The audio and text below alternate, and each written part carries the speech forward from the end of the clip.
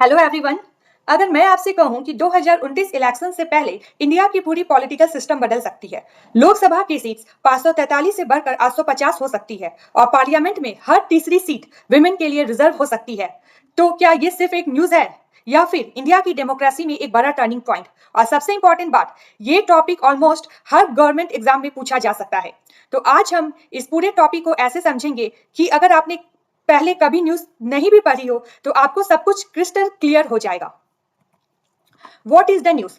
तो सबसे पहले सीधा समझते हैं कि न्यूज है क्या। गवर्नमेंट ने एक बहुत बड़ा प्रपोजल दिया है जिसका एम है इंडिया की डेमोक्रेटिक स्ट्रक्चर को अपडेट करना और इसमें 3 मेजर चेंजेस है। पहला, लोकसभा की सीट्स को 543 से बढ़ाकर लगभग 850 करना। दूसरा, पार्लियामेंट और स्टेट असेंबलीज में विमेन के लिए 33% रिजर्वेशन देना। और तीसरा, पूरे देश में कॉन्स्टिट्यूएंसीज की बाउंड्रीज को बदलना। मतलब सिंपल लैंग्वेज में, जिस सिस्टम में हम लीडर्स चूज करते हैं वही सिस्टम बदल सकता है। Historical background. अब एक इंपॉर्टेंट सवाल, ये आइडिया अचानक आया क्या? नहीं, इसकी स्टोरी काफी पुरानी है। इंडिया में हमेशा से ये इशू रहा है कि विमेन वोटर्स तो बहुत ज्यादा है लेकिन डिसीजन मेकिंग में उनकी पार्टिसिपेशन बहुत कम है। धीरे धीरे डिमांड बढ़ी कि विमेन को भी इक्वल रिप्रेजेंटेशन मिलना चाहिए। फिर 2023 में गवर्नमेंट ने एक बड़ा कदम उठाया और एक लॉ पास किया जिसे हम कहते हैं नारी शक्ति वंदन अधिनियम। नारी शक्ति वंदन अधिनियम। अब इसको हम बहुत सिंपल तरीके से समझते हैं। ये कोई नॉर्मल लॉ नहीं है, ये है 106 कॉन्स्टिट्यूशनल अमेंडमेंट एक्ट 2023, 106 संवैधानिक संशोधन एक्ट 2023। इसका मेन आइडिया क्या है? अगर पार्लियामेंट में 100 सीट्स है तो उनमें से 33 सीट्स विमेन के लिए रिजर्व होंगी। मतलब हर तीसरी सीट विमेन के लिए फिक्स हो जाएगी। अब यहाँ ट्विस्ट है, ये लॉ पास तो हो गया लेकिन लागू क्यों नहीं हुआ? क्योंकि इसमें एक कंडीशन थी, पहले सेंसस होगा, फिर डिलिमिटेशन होगा और उसके बाद ही रिजर्वेशन लागू होगा। Why is it important? अब सोचिए, इंडिया में विमेन लगभग आधी पॉपुलेशन है लेकिन पार्लियामेंट में उनका परसेंटेज बहुत कम है। तो इसका मतलब क्या हुआ? जो डिसीजंस बन रहे हैं वो पूरी पॉपुलेशन को रिप्रेजेंट नहीं कर रहे। तो इस रिफॉर्म का पर्पस है women empowerment, better policy making and balance democracy, जिसमें मेल एंड फीमेल दोनों का इक्वल रिप्रेजेंटेशन होगा। और एग्जाम के पॉइंट ऑफ व्यू से ये topic most expected question category में आता है। डिलिमिटेशन।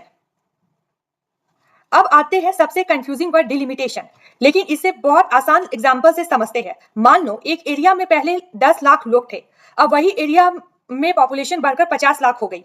तो क्या सीट्स सेम रहनी चाहिए? नहीं, सीट्स भी बढ़नी चाहिए और बाउंड्रीज भी चेंज होनी चाहिए। यही प्रोसेस कहलाता है डिलिमिटेशन।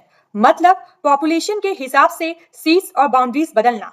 जैसे पहले 100 स्टूडेंट्स थे तो 2 सेक्शन थे, लेकिन अब 200 स्टूडेंट्स हो गए तो 2 और सेक्शन ज्यादा क्रिएट करने का नीड है। तो that is called delimitation. Impact on common people. अब सबसे इंपॉर्टेंट सवाल, इससे आम आदमी पर क्या असर पड़ेगा? देखो, हम लोग का कॉन्स्टिट्यूएंसी बदल सकता है, हमारे एमपी बदल सकते हैं, पॉलिटिकल पावर शिफ्ट हो सकती है। मतलब ये सिर्फ लीडर्स की बात नहीं है, ये डायरेक्टली हमारे लाइफ से जुड़ी हुई है। अब कुछ इंपॉर्टेंट टर्म्स जो इस न्यूज से, इस करंट अफेयर से जुड़े हुए हैं। डिलिमिटेशन का मतलब होता है बाउंड्रीज चेंज करना। कॉन्स्टिट्यूएंसी का मतलब होता है वह एरिया जहां से हम लोग वोट करते हैं। रिजर्वेशन का मतलब होता है कि कुछ सीट्स को रिजर्व कर देना किसी पार्टिकुलर कास्ट के लिए, किसी पार्टिकुलर कम्युनिटी के लिए, ठीक है, या मेल के लिए, फीमेल के लिए, किसी के लिए भी। रेटिफिकेशन का मतलब होता है ऑफिशियल अप्रूवल। रिप्रेजेंटेशन का मतलब होता है लोगों की आवाज सिस्टम में होना।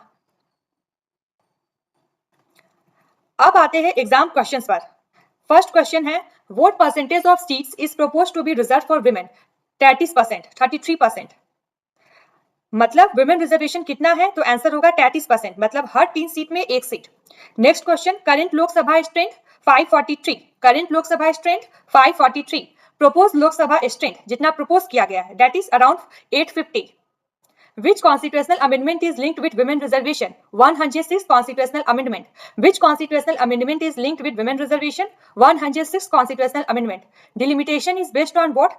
Census or population. Delimitation is based on what? Census and population. तो विमेन रिजर्वेशन कितना होगा? 33%। करंट लोकसभा सीट्स कितनी है? 543। प्रपोज सीट्स कितनी हो सकती है? लगभग 850। कौन सा अमेंडमेंट है? 106 कॉन्स्टिट्यूशनल अमेंडमेंट। डिलिमिटेशन किस पर बेस्ड है? पॉपुलेशन और सेंसस पर। तो दोस्तों, ये सिर्फ एक न्यूज नहीं है, ये इंडिया की डेमोक्रेसी में एक बहुत बड़ा स्ट्रक्चरल चेंज हो सकता है, जिसका असर इलेक्शंस पर पड़ेगा, रिप्रेजेंटेशन पर पड़ेगा और फ्यूचर पॉलिटिक्स पर पड़ेगा। और एग्जाम के लिए ये एक हाई वैल्यू टॉपिक है। अगर आपको यह एक्सप्लेनेशन यूजफुल लगा हो तो वीडियो को लाइक जरूर कीजिए और ऐसे ही एग्जाम फोकस्ड कंटेंट के लिए आकाशी चैनल को सब्सक्राइब जरूर करें, ताकि आपको आगे भी ऐसे इंपॉर्टेंट टॉपिक मिलते रहे। और अगर आपको कोई सजेशन देना हो तो कमेंट बॉक्स में जरूर लिखें। Thank you for watching the video.